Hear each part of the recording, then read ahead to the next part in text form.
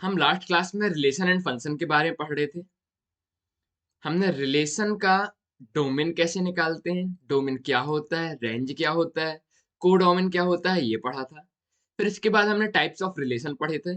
उसमें फर्स्ट पढ़ा था हमने एम्प्टी रिलेशन। एम्प्टी रिलेशन क्या था? जिसके अंदर कुछ भी नहीं आता है, मतलब कोई भी रिलेशन नहीं आता है, डेट इज फाइव। नेक्स्ट हमने पढ़ा था यूनिवर्सल रिलेशन। ए क्रॉस ए, एक ऐसा रिलेशन जो ए क्रॉस ए के बराबर होता था, मतलब खुद पूरे सेट के बराबर हो जाता था, उसको हम बोलते थे यूनिवर्सल रिलेशन। ठीक। तीसरा हमने पढ़ा था आइडेंटिटी रिलेशन। डेट इज, यदि कोई रिलेशन है, उसमें कुछ ऑर्डर्ड पेयर है, ऑर्डर्ड पेयर के दोनों एलिमेंट सेम रहेंगे, मींस ए कॉमा ए, ना इससे ज्यादा रहेगा कुछ, ना कुछ कम रहेगा। ठीक। डेफिनेशन क्या लिखते थे? Every element of A is related to itself only. इसको हमने बोला था आइडेंटिटी रिलेशन। अब इसके आगे हम बात करेंगे आज की क्लास में, that is what is reflexive relation. तो टाइप ऑफ रिलेशन में तीन हमने लास्ट क्लास में पढ़ लिए थे, ये है हमारा फोर्थ, रिफ्लेक्सिव रिलेशन। तो डेफिनेशन रीड करना, a relation R on set A is set to be reflexive if every element of A is related to itself. ये कुछ कुछ आइडेंटिटी रिलेशन जैसा लग रहा है क्या?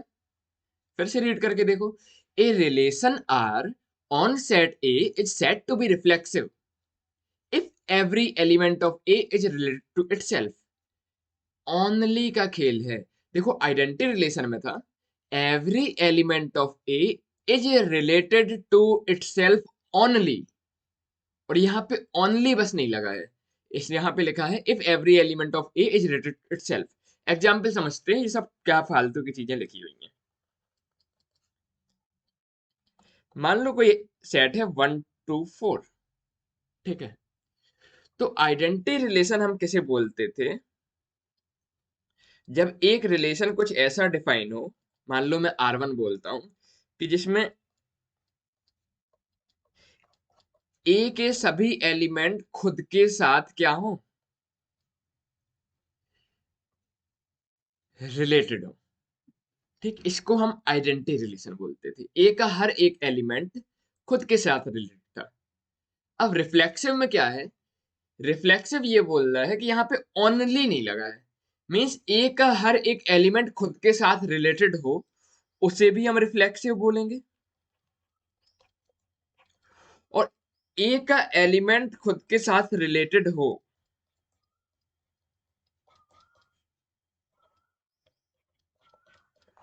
और साथ में एक्स्ट्रा भी कुछ हो,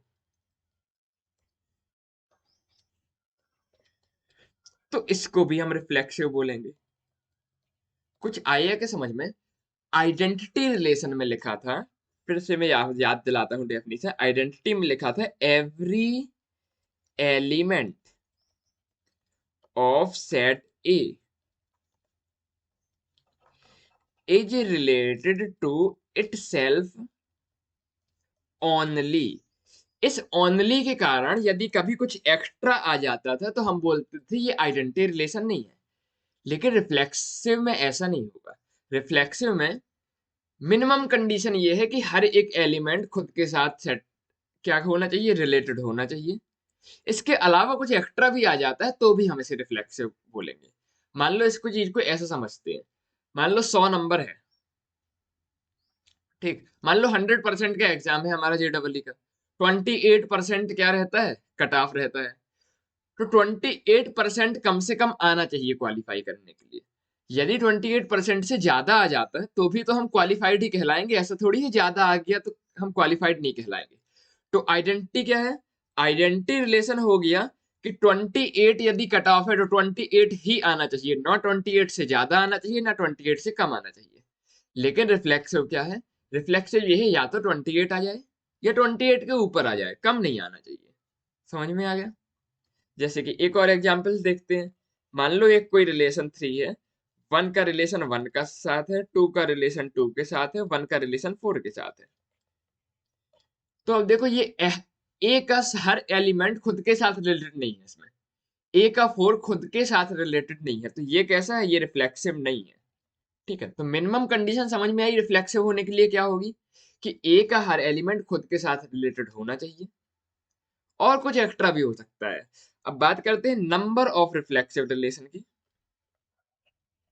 नंबर ऑफ रिफ्लेक्सिव रिलेशन,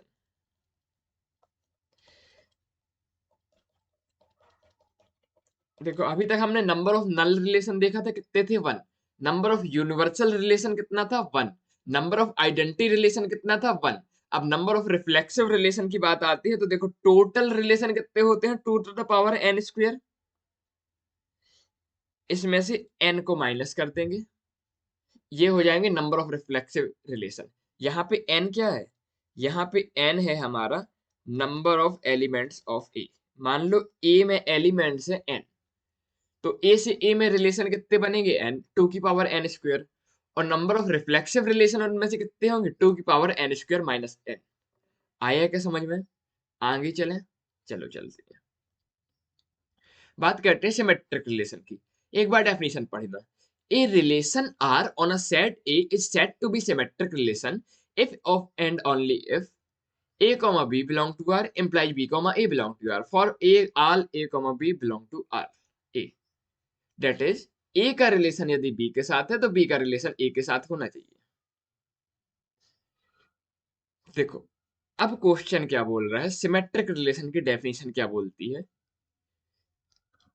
कि जरूरी नहीं है ए सेट के सभी एलिमेंट हो रिलेशन में।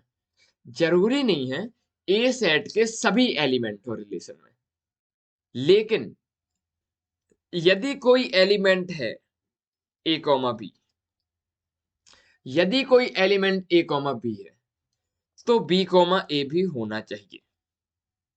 आया समझ में? देखो आइडेंटिटी में क्या था, रिफ्लेक्सिव में क्या था, सभी एलिमेंट होने चाहिए थे, ठीक। आइडेंटिटी में यहाँ पे क्या है, सभी एलिमेंट नहीं है। यहाँ पे यदि ए कॉमा बी है तो बी कॉमा ए होना चाहिए, ठीक। एग्जाम्पल समझते हैं।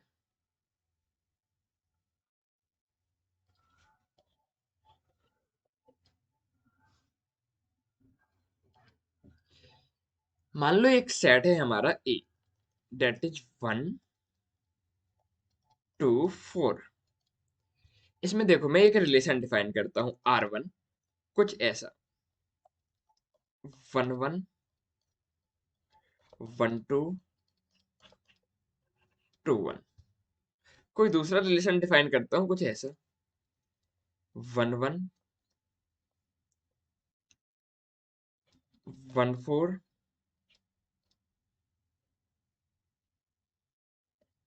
4 1। कोई तीसरा रिलेशन डिफाइन करता हूं 1 1 2 4। कोई चौथा रिलेशन डिफाइन करता हूं 1 2 2 4। अब इसमें से बताओ कौन सा सिमेट्रिक है कौन सा नहीं। सिमेट्रिक की कंडीशन क्या है? सिमेट्रिक की कंडीशन केवल इतनी है कि यदि a कॉमा b है तो इसका जस्ट उल्टा, उल्टा मतलब b कॉमा a भी होना चाहिए। तो देखो पहला रिलेशन चेक करते हैं। 1 कॉमा 1 है तो इसका जस्ट उल्टा भी होना चाहिए। 1 कॉमा 1 का उल्टा क्या हो जाएगा? 1 कॉमा 1 ही। तो देखो इसका उल्टा भी है। आया क्या समझ में? देखो 1 कॉमा 1 सिमेट्रिक की कंडीशन है, यदि a कॉमा b है तो b कॉमा a होना चाहिए। मतलब यदि 1 कॉमा 1 है तो इसका उल्टा क्या होगा? 1 कॉमा 1 ये भी होना चाहिए। तो देखो ऐसे कहेंगे, यदि 1 कॉमा 1 है तो इसका उल्टा 1 कॉमा 1 होना चाहिए, है क्या? हाँ है। अब सेट में एक एलिमेंट को दो बार नहीं लिखते हैं ना, इसलिए एक ही बार लिखा गया है। एक्चुअली ये है ऐसा कुछ,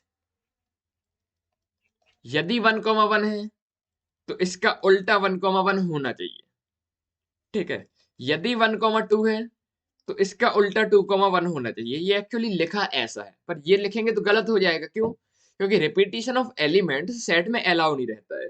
अब देखो यहाँ पे रिपीटिशन हो गया ना, 1 कॉमा 1 दो बार लिख दिया, इसी को ऐसे लिखा हुआ है। तो R1 क्या है हमारा? सिमेट्रिक है। समझ में आया क्यों है? फिर से बता रहा, यदि 1 कॉमा 1 है तो उसको उल्टा करने में 1 कॉमा 1 आएगा, तो उसका उल्टा लिखा हुआ है 1 कॉमा 1। 1 कॉमा 2 का उल्टा 2 कॉमा 1 है, ठीक। रिलेशन 2 की बात करते हैं। 1 कॉमा 1 इसका उल्टा 1 कॉमा 1 है क्या? हाँ है। 1,4 इसका उल्टा 4,1 है क्या? हाँ है। रिलेशन 3 की बात करते हैं, 1,1 इसका उल्टा 1,1 है क्या? हाँ है। रिलेशन 2,4 की बात करते हैं, इसका उल्टा 4,2 है क्या? नहीं है। तो ये कैसा हो गया हमारा? Not symmetric. आया क्या? रिलेशन 4 की बात करते हैं, 1,2 इसका उल्टा 2,4 है क्या? नहीं है। तो ये भी कैसा हो गया? Not symmetric. आया क्या समझ में? अब बात करते हैं नंबर ऑफ सिमेट्रिक रिलेशन की। नंबर ऑफ सिमेट्रिक रिलेशन कितने होते हैं?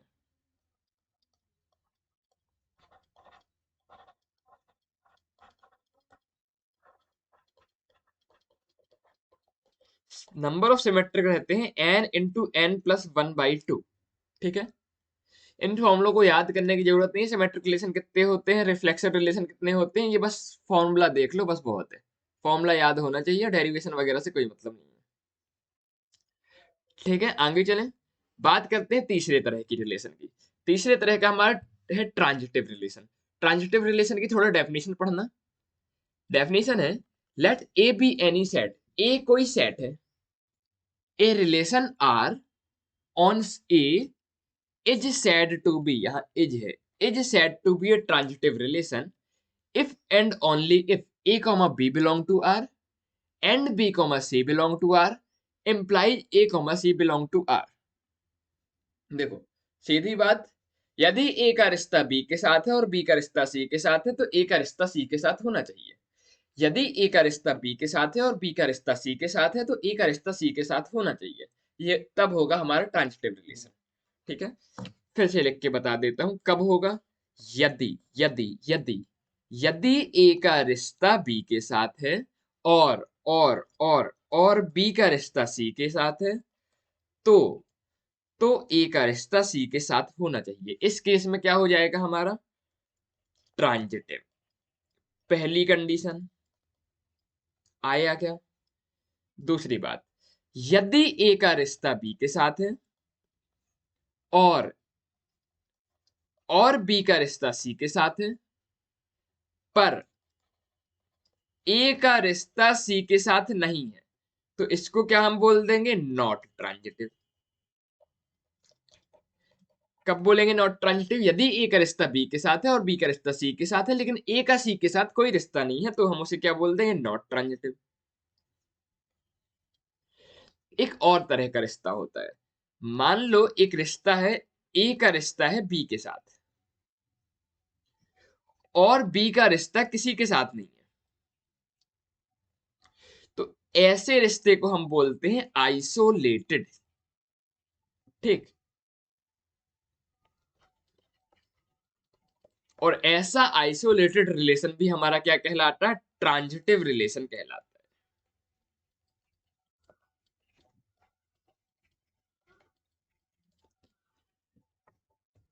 आया क्या कुछ कुछ समझ में? ट्रांजिटिव रिलेशन कब कहेंगे, ट्रांजिटिव रिलेशन कब नहीं कहेंगे? देखो, पहली कंडीशन, यदि ए का रिश्ता है बी के साथ और बी का रिश्ता है सी के साथ तो ए का रिश्ता सी के साथ होना चाहिए, तब क्या कहलाएगा? ट्रांजिटिव। यदि ए का रिश्ता है बी के साथ और बी का रिश्ता है सी के साथ लेकिन ए का रिश्ता सी के साथ नहीं है तब क्या कहलाएगा? Not transitive. और यदि ए का रिश्ता है बी के साथ, पहला रिश्ता तो है, पहला रिश्ता तो है, पहला रिश्ता तो है, लेकिन बी का रिश्ता सी के साथ है ही नहीं, मतलब बी ने दूसरा ही रिश्ता नहीं बनाया। जब दूसरा नहीं बनाया तो हम तीसरा तो ढूंढेंगे ही नहीं, ए और सी की तो बात ही नहीं करेंगे ना। तो यदि ए का रिश्ता है बी के साथ और बी का रिश्ता किसी तीसरे के साथ है ही नहीं, ठीक है, तो ऐसे रिलेशन को हम बोलते हैं आइसोलेटेड रिलेशन और इसको भी हम क्या बोलते हैं? ट्रांजिटिव। आया क्या समझ में? तो कुछ एग्जाम्पल समझते हैं। मान लो हमारा सेट ए है 1 2 4। ठीक है, इसमें हम कुछ रिश्ते डिफाइन करते हैं। R1 हमने डिफाइन किया 1,1 2,4। R2 हमने डिफाइन किया 1,1। R3 हमने डिफाइन किया 1,2 और R4 हमने डिफाइन किया 1,2 2,4 4,1। अब आपको ये बताना है इनमें से कौन सा ट्रांजिटिव है और कौन सा ट्रांजिटिव नहीं है। तो चलो देखते हैं, पहला वाला ट्रांजिटिव है कि नहीं है। देखो, पहला वाला ट्रांजिटिव है। क्यों ट्रांजिटिव है? पहले इसमें बात करते हैं 1,1 की। ये देखो, इसमें ऐसा लिखा हुआ है, यदि 1 का रिलेशन है 1 के साथ, तो 1 का रिलेशन है 1 के साथ, तो 1 का रिलेशन है 1 के साथ। यदि 1 का रिलेशन है 1 के साथ और 1 का रिलेशन है 1 के साथ, तो 1 का रिलेशन 1 के साथ होना चाहिए।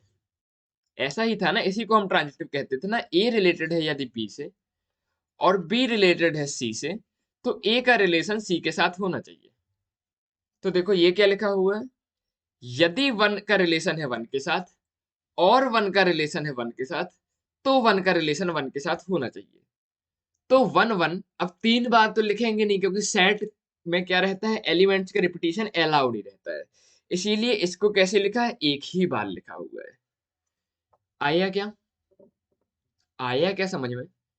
देखो, ये चीज केवल एक बार 1,1 लिखी है, एक्चुअली में इसे पढ़ेंगे कैसे। यदि 1 का रिलेशन है 1 के साथ और 1 का रिलेशन है 1 के साथ, तो 1 का रिलेशन 1 के साथ होना चाहिए। ठीक, तो 1,1 के कारण ये रिलेशन कैसा है, ट्रांजिटिव है। अब 2,4 के कारण चेक करते हैं। देखो, 2 का रिलेशन है 4 के साथ, 2 का रिलेशन है 4 के साथ, और 4 का रिलेशन किसी के साथ है ही नहीं। तो ये कैसा केस कहला जाता है, इस ये कहला जाता है आइसोलेटेड केस। देखा था हमने, यदि ए का रिलेशन बी के साथ हो और बी का रिलेशन किसी सी के साथ हो ही ना, तो इसको क्या बोलते हैं, आइसोलेटेड केस। और ऐसा रिलेशन भी हमारा क्या कहलाता है, ट्रांजिटिव। तो इन दोनों के कारण हमारा रिलेशन क्या कहलाया, ट्रांजिटिव कहलाया। आया क्या समझ में? धीरे धीरे फील आएगा, एक में नहीं तो दूसरे में आएगा, दूसरे में तीसरे में आएगा, तीसरे में नहीं आएगा तो चौथे में आएगा, चौथे में भी नहीं आया। तो कॉन्सेप्ट ज्यादा टाइम मांग रहा है, उसको 3-4 बार रिवाइज करके देखो।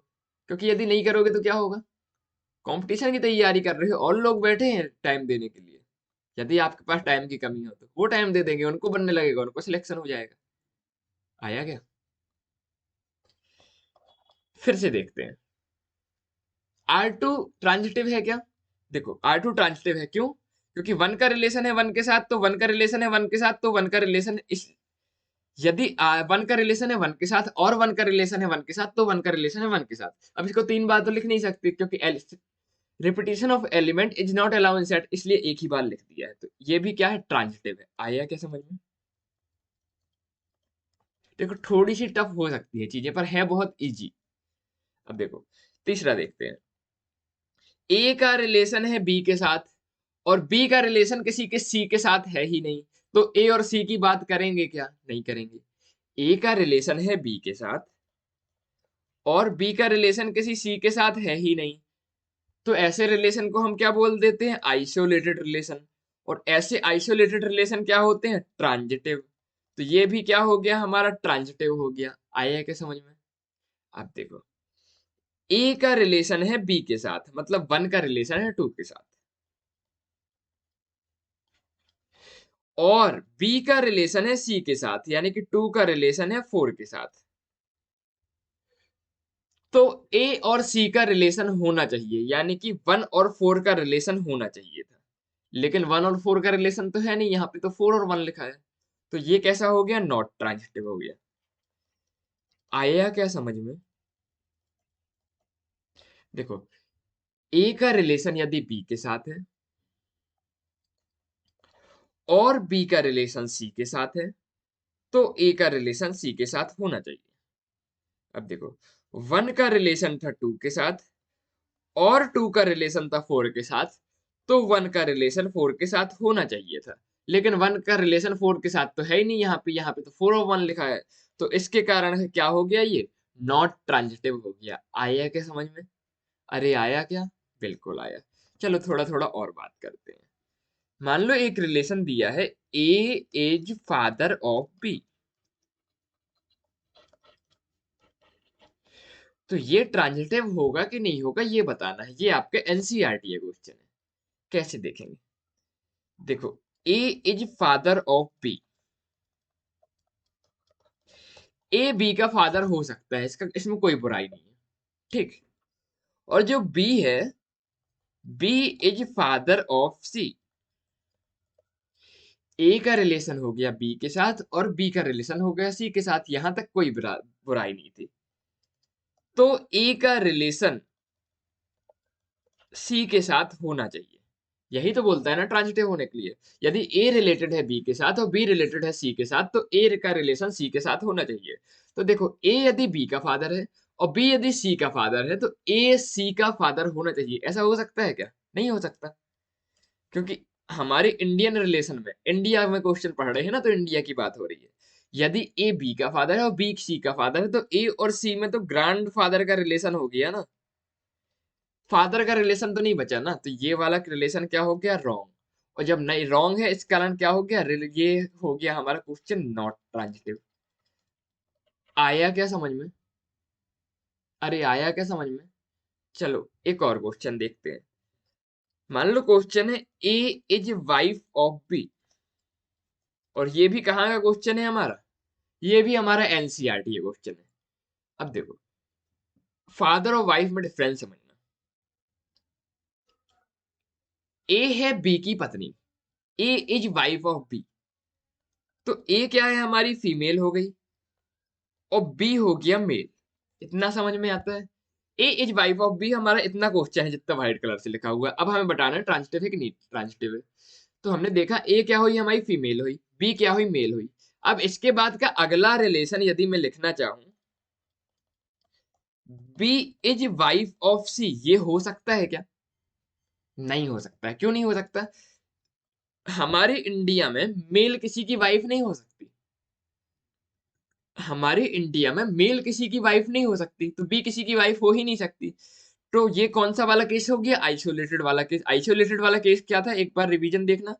यदि ए का रिलेशन है बी के साथ और बी का रिलेशन सी के साथ है ही नहीं, तो ये वो हो जाता है आइसोलेटेड, और ऐसे रिलेशन को कहते हैं ट्रांजिटिव।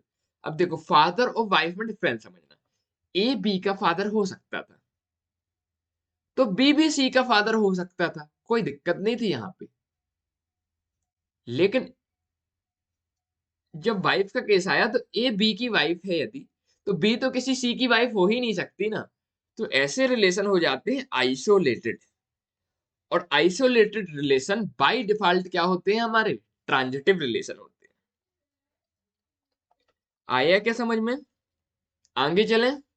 चलो चलते हैं। क्वेश्चन पढ़ना, अब ये चीजें आपको सॉल्व करनी है। और ये हमारे बहुत ही प्यारे प्यारे कहाँ के क्वेश्चन है?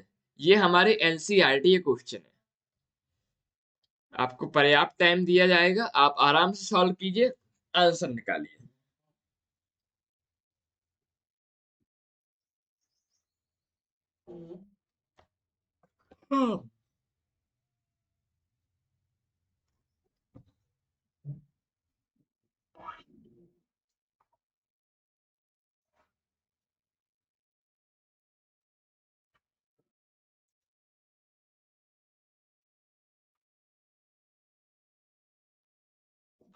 देखिए, रिलेशन बहुत ही इजी टॉपिक है, इतना इजी कि जेडब्ल्यू एडवांस में तो ये है ही नहीं, और जेडब्ल्यू मेंस में भी रेगुलर नहीं है, मतलब कभी कभार मन हुआ तो आ जाता है, केवल बोर्ड के हिसाब का है।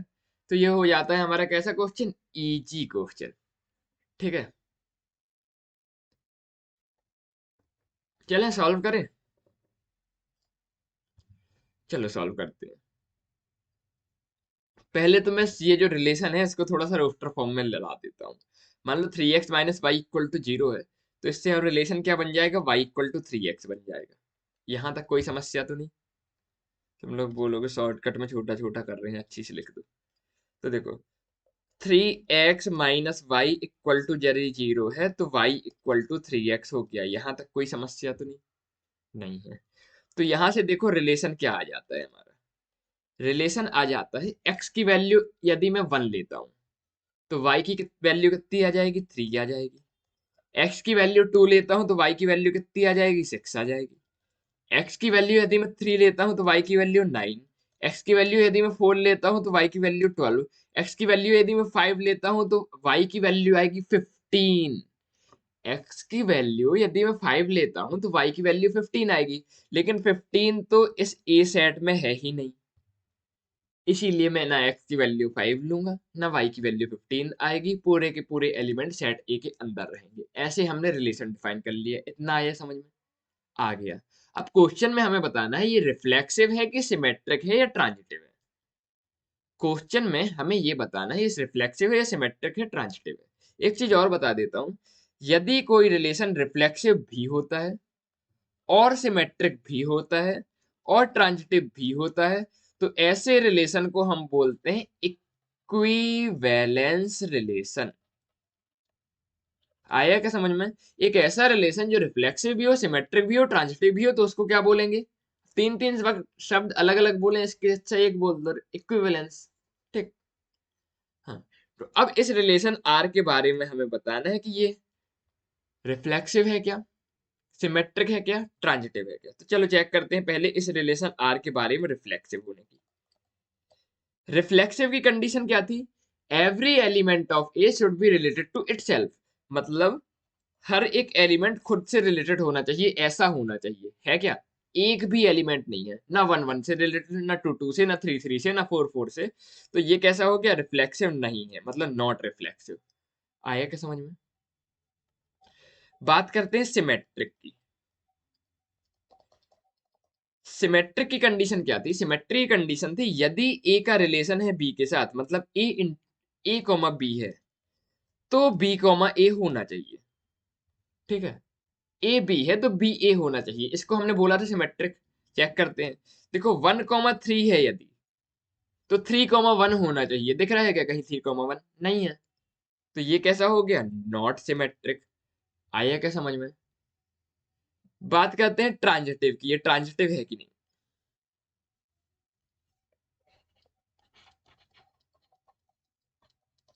ट्रांजिटिव किसे बोलते हैं? यदि ए का रिलेशन बी के साथ है और बी का रिलेशन सी के साथ है, तो ए का रिलेशन सी के साथ होना चाहिए। चलो चेक करते हैं।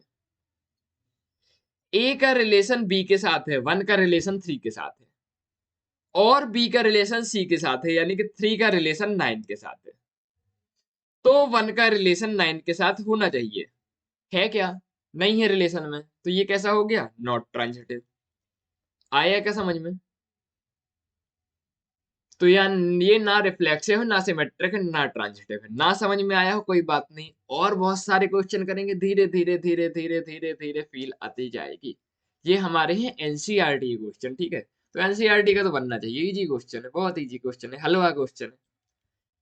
चलो अगला क्वेश्चन आप लोगों के लिए पर्याप्त टाइम, सॉल्व कीजिए।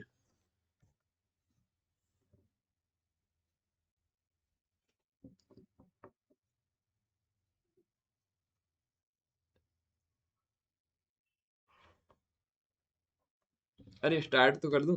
ज्यादा टाइम मिल गया इस क्वेश्चन में, अब तो पक्का सॉल्व कर देना।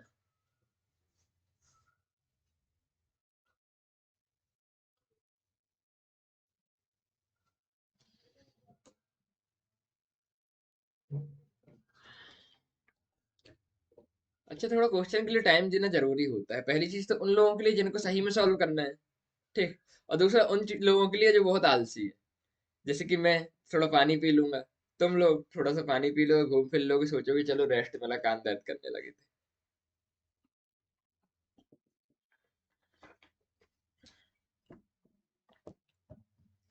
चलें? चलो चलते हैं।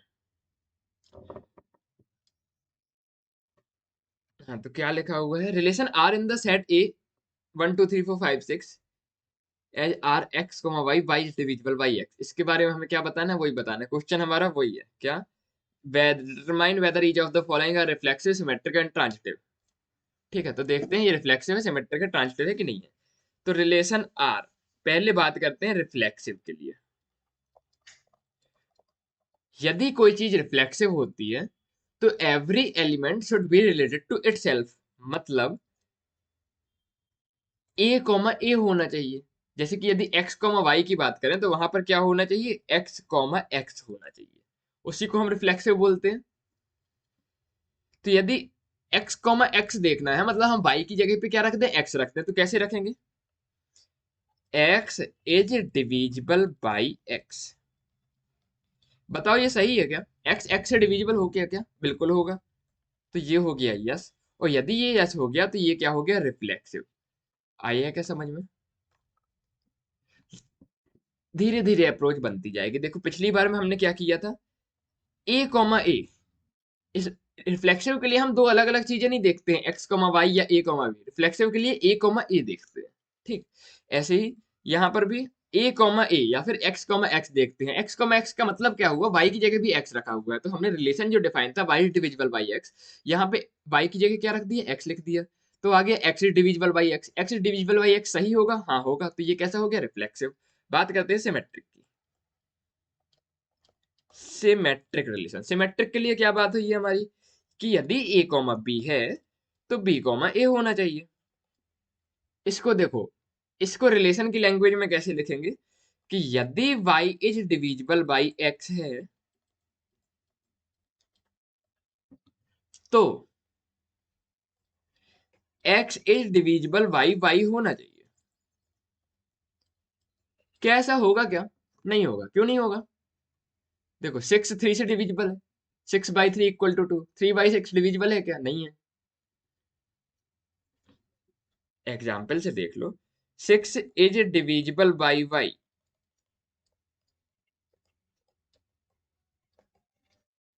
अरे y नहीं, एक नंबर ले लेते हैं, एग्जाम्पल देख रहे हैं ना, 6 इज डिविजिबल बाई 3, यहाँ ये तो सही है।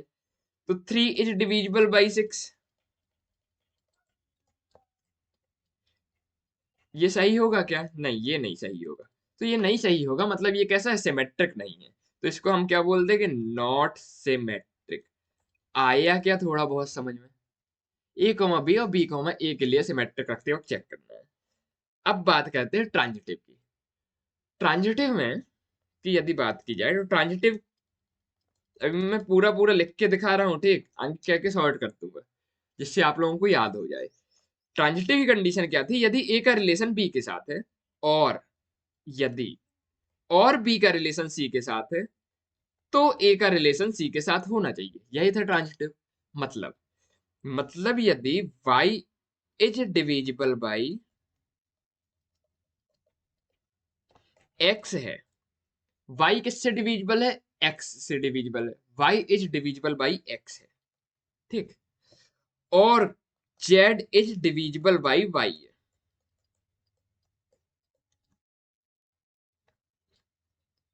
ठीक।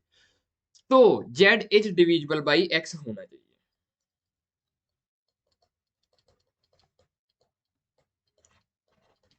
ऐसा होगा क्या, बिल्कुल होगा। कैसे, देखो 6 3 से डिविजिबल है और 3 1 से डिविजिबल है, तो 6 1 से डिविजिबल होगा। ये तो हो गई एग्जाम्पल की बात।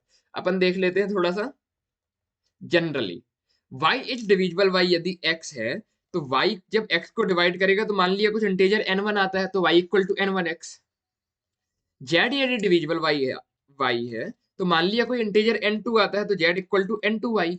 ये दोनों सही मानना है हमें, ठीक। फिर तीसरे को चेक करना है, अब तीसरे को चेक करते हैं। तो यहां पर z should be divisible by x आना चाहिए, ठीक। तो z इक्वल टू n2y है, यहाँ पे y की वैल्यू रखते हैं, तो n2 into n1 into x। तो z is divisible by x आ गया। n2 n1 इंटीजर है, तो n2 इंटू n1 भी इंटीजर होगा, तो z is divisible by x आ गया। तो ये कैसा हो गया, ट्रांजिटिव हो गया। आया क्या समझ में, ठीक है। ऐसे चेक करेंगे। ये भी किसका था, हमारा एनसीईआरटी का क्वेश्चन था। अगला क्वेश्चन, ये भी हमारा एनसीईआरटी का है और आपके पास सॉल्व करने के लिए पर्याप्त टाइम है। फास्ट, ये तो अर्ली हो जाएगा, बहुत इजी ले ली लगता है।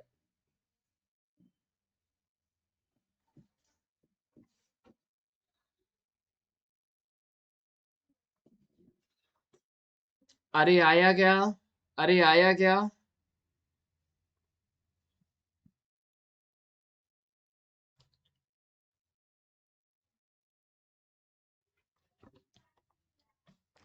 30 सेकंड हो गए। हाँ चलो, रिफ्लेक्सिव चेक करना है, सिमेट्रिक चेक करना है, ट्रांजिटिव चेक करना है। रिफ्लेक्सिव क्या होता है? रिफ्लेक्सिव चेक करने के लिए हम x कॉमा x ले लेते हैं, ठीक, y की जगह पे भी x ले लेते हैं। तो देखो, यदि इस रिलेशन को हम डिफाइन करके थोड़ा सा लिख दें, x is 7 centimetre taller than y, तो इसको लिख सकते हैं x is 7 centimetre taller than y, ऐसा लिखेंगे। ठीक है, ये हो गया रिलेशन। अब रिफ्लेक्सिव चेक करने के लिए क्या होता है? रिफ्लेक्सिव के लिए y की जगह पे x लिख देते हैं, तो क्या x y की जगह पे x डाल देंगे तो ये हो जाएगा x equal to x plus 7। क्या ऐसा हो सकता है? नहीं हो सकता है।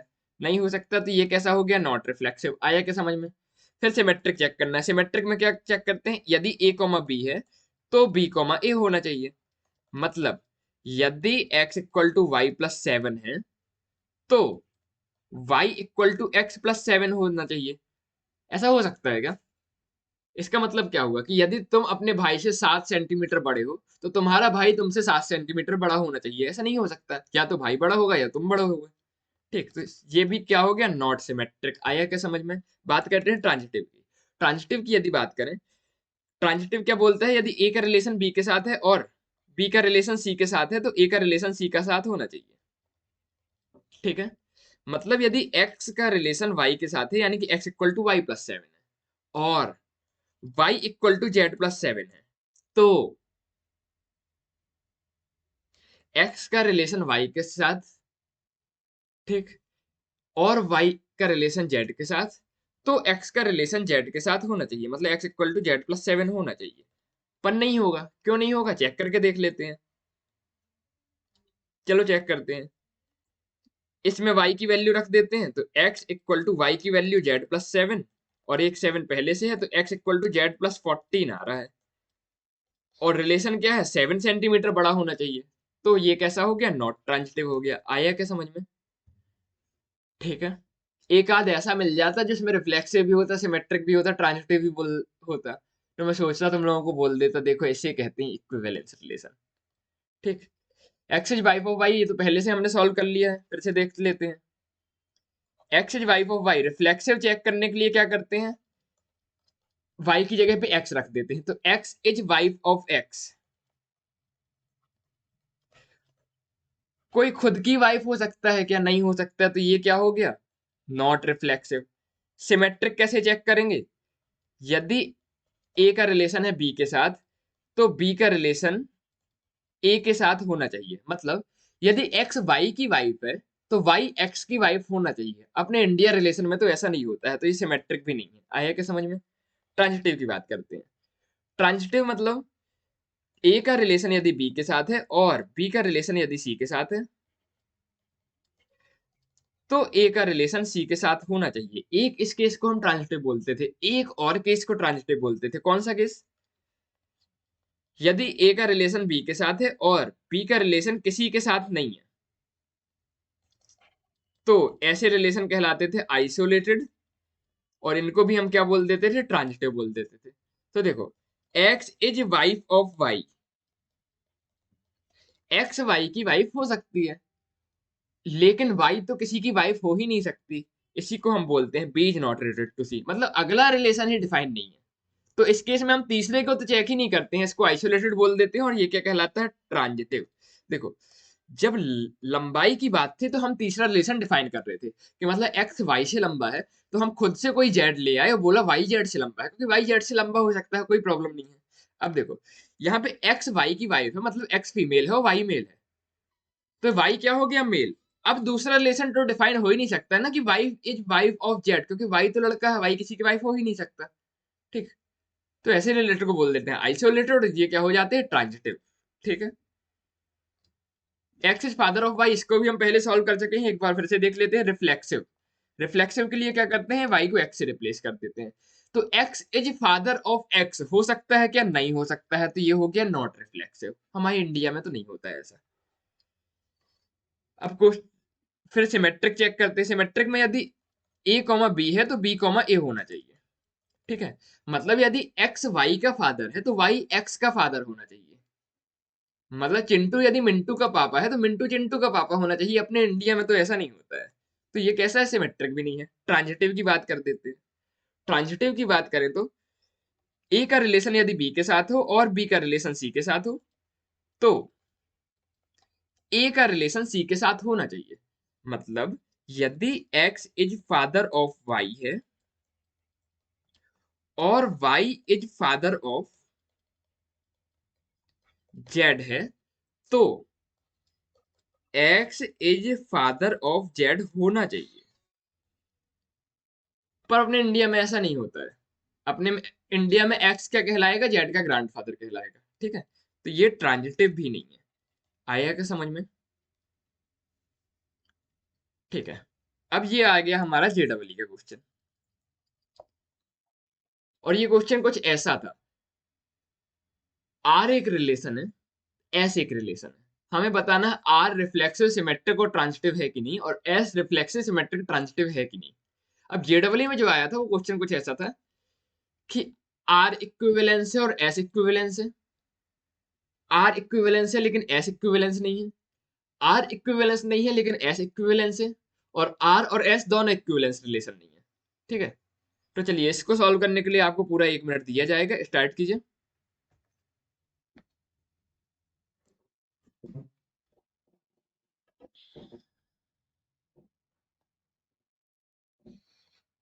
पूरा दिमाग लगा लेना, लास्ट क्वेश्चन है रिलेशन का। इसके बाद आपको अपनी एनसीईआरटी की एक एक्सरसाइज 1.1 और एग्जाम्पल सॉल्व कर लेने हैं। ठीक, और इसके साथ ही हमारा रिलेशन चैप्टर खत्म हो जाएगा। नेक्स्ट वीडियो में हम फंक्शन को स्टार्ट करेंगे।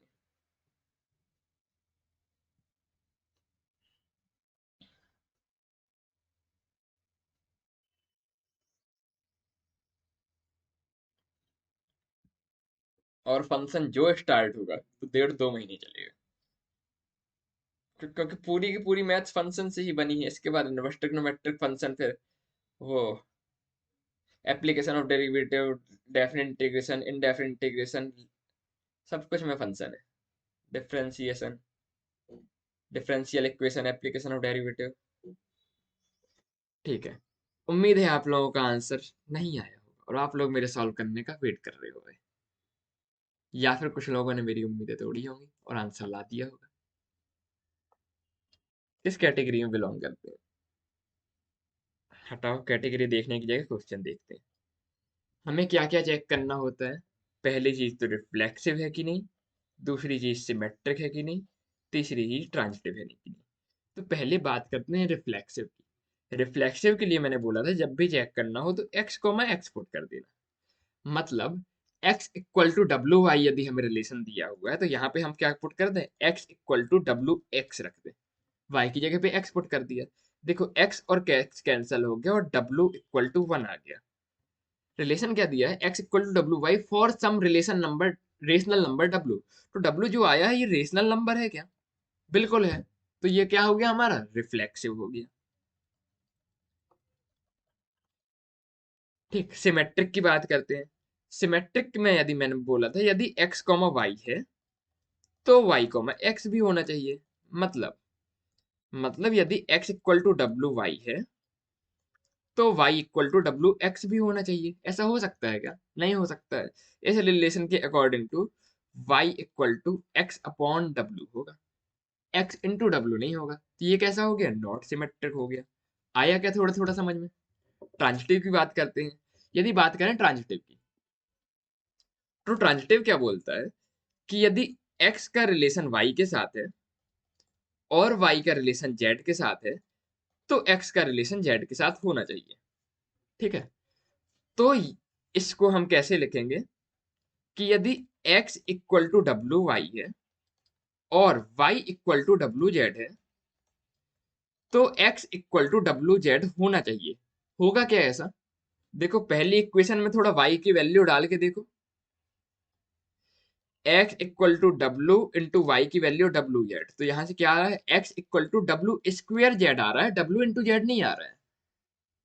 तो ये कैसा हो गया, नॉट ट्रांजिटिव हो गया। आया क्या समझ में थोड़ा बहुत? ठीक है, एस वाले को देखते हैं। एस वाले में भी हमें क्या देखना है, ये रिफ्लेक्सिव है कि नहीं, ये सिमेट्रिक है कि नहीं, ये ट्रांजिटिव है कि नहीं। और रिफ्लेक्सिव के लिए कैसे देखते हैं, x कॉमा एक्स होना चाहिए। सिमेट्रिक के लिए कैसे देखते हैं, x कॉमा वाई है यदि तो y कॉमा एक्स होना चाहिए। और ट्रांजिटिव के लिए कैसे देखते हैं कि यदि x कॉमा वाई है और y कॉमा जेड है तो x कॉमा जेड होना चाहिए। ठीक है, अब देखो, अब क्वेश्चन पढ़ते हैं। कितने बार मैंने डेफिनेशन लिखवा दी है ना, अब तो ये रट जाना चाहिए तुम लोगों को। हाँ, क्वेश्चन में दिया गया है कुछ m बाई n x की जगह पे और p बाई q y की जगह पे। m n p q integer है such that n and q are non zero, n और q क्या है, नॉन जीरो है। और q m equal to p n लिखा हुआ है। q m equal to p n को यदि हम सिंप्लीफाई करके लिखें तो क्या लिख सकते हैं, m by n equal to p upon q लिख सकते हैं। ठीक, m by n equal to p by q क्या किया जा सकता है, लिखा जा सकता है। तो देखो,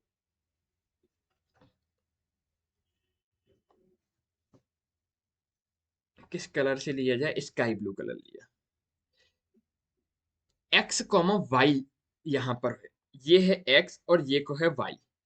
अब रिफ्लेक्सिव में क्या होता है, x और y बराबर होना चाहिए। x कॉमा x होना चाहिए, इसका मतलब क्या है, x और y बराबर होना चाहिए।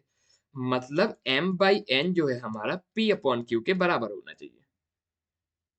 ठीक है, तो ऐसा है, बिल्कुल है, क्वेश्चन में कंडीशन दी हुई है। ठीक, सिमेट्रिक की बात तो ये कैसा हो गया, रिफ्लेक्सिव में हो गया। यस, सिमेट्रिक की बात कर लेते हैं। सिमेट्रिक बोलता है कि यदि x कॉमा y है तो y कॉमा x होना चाहिए। मतलब x कॉमा y मतलब m by n p upon q के बराबर है। तो y कॉमा x यानी कि p by q m by n के बराबर होना चाहिए। बिल्कुल ऐसा होगा, मतलब ये कैसा कहला गया, सिमेट्रिक भी कहला गया।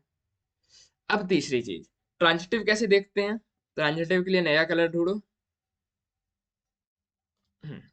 यदि x का रिलेशन y के साथ है और y का रिलेशन z के साथ है तो x का रिलेशन z के साथ होना चाहिए। अब z खुद से ढूंढना पड़ता है, देखा है अपन ने पहले। मतलब यदि m बाई n का relation equal to p by q है, ये x का रिलेशन y के साथ हो गया। और z खुद से ढूंढो, मतलब y का रिलेशन z के साथ है, ये z r बाई s हम खुद ढूंढ लाए। m by n equal to p by q है और p by q equal to r by s है। तो जो m बाई n है हमारा, ये r बाई s के बराबर होना चाहिए। होगा क्या, बिल्कुल होगा। तो ये भी क्या आ गया, यस। मतलब ये वाला जो s रिलेशन है हमारा, ये रिफ्लेक्सिव भी है, सिमेट्रिक भी है और ट्रांजिटिव भी है। ऐसे रिलेशन को हम क्या बोलेंगे, ऐसे रिलेशन को हम बोलेंगे, ऐसे रिलेशन कहलाते हैं इक्विवेलेंस रिलेशन। तो जेडब्ल्यू में आंसर क्या था इसका, कि r is not equivalence and s is equivalence. आया क्या समझ में। ठीक है, चलो, ये बात हुई हमारी कंप्लीट।